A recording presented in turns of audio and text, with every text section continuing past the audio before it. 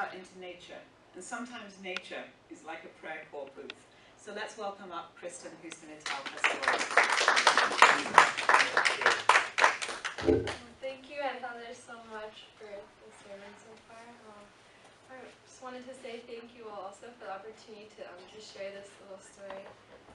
So yeah, as some of you may know, I'm on this program called Generation Peace Academy, and this is a program that does various things throughout the year.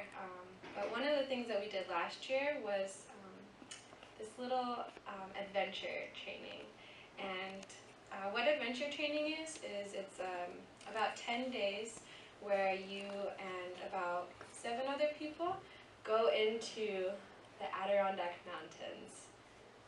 And you live in the Adirondack Mountains with no cell phone, no watch, no electronics whatsoever except for maybe a camera so that you can document your experience, but you have, basically no distraction, and it really is an environment of complete peace and silence. And so the purpose of going there was to try to cultivate your relationship with God through His creation.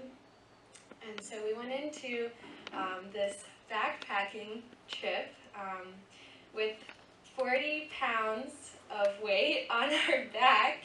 Yeah, I never knew how heavy food could be. But yeah, it's pretty heavy. And then, your other equipment like a sleeping bag and a tent and cooking materials and everything. And yeah, anyways, I just remember the first day that we started going up our hike, because we hike about anywhere between 5 miles to 12 miles with all this weight on your back.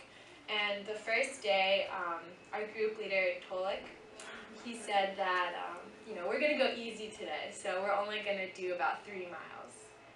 And we're like, okay, 3 miles. I've run that before in my life. I could do this. We're going to be walking it. It's going to be a lot easier. So then we put the backpacks on, and we kind of, feel a little something. It's like, okay, let me just buckle this a little tighter so that I can balance the weight, maybe it'll be easier. Oh no, it's still there. Okay, it's alright, we're gonna keep going. We hike, and by the first mile, you just feel like your spine is just gonna snap in half. Like, it's so painful. But we finally got to our destination. We set up camp, and basically we collapsed. We just collapsed in our tents because we were so exhausted. And yeah, the first day, Tolik didn't really say so much. He was just kind of watching us, just kind of observing us. But the second day, we were hiking a little bit more. It was maybe 3.5 miles, 4 miles. And this day was even more difficult. The pain was even more kind of consuming.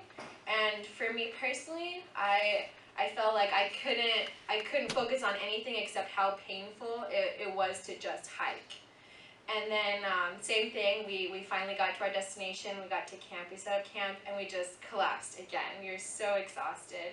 But this night, Tolik went ahead and kind of criticized us a little bit out of love, but he was basically saying, how can you just go throughout today, actually these past 2 days, and only be focused on the physical pain that you were experiencing?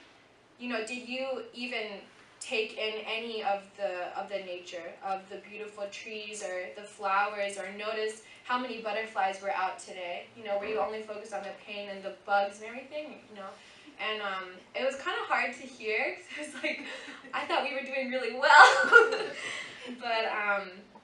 But yeah, we listened to what he said, and then the next day we really tried to focus our hearts on trying to appreciate, trying to be grateful, trying to let go of the physical pain and the bugs and everything, and look around us and kind of be silent and listen. And yeah, it was really from that point on when I started experiencing God's heart in a way that I never had before. I would just look around and see that actually every leaf, just like snowflakes, is different.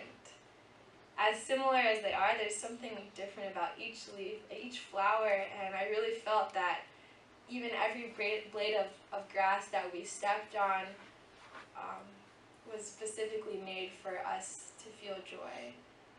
And I really felt like, God was saying, look, Kristin, do you see this flower over here, this yellow one? Oh, what about that purple one over there? Do you like that one?